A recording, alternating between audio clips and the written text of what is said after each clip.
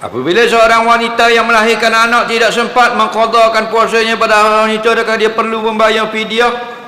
Dengar baik-baik, kalau kita tinggal puasa tetapi tidak sempat qada kerana uzur, tidak kena fidyah, kita berhutang qada saja.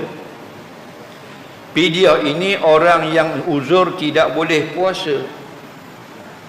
Nampak? Wa 'alal ladzina yutiqunahu fidyatun ta'amu miskin. Tak, Allah kata dalam Quran. Dan orang-orang yang uzur, sangat sakit sangat berat, atau sudah sangat tua, tak mampu dah nak berpuasa, bayar fidyah.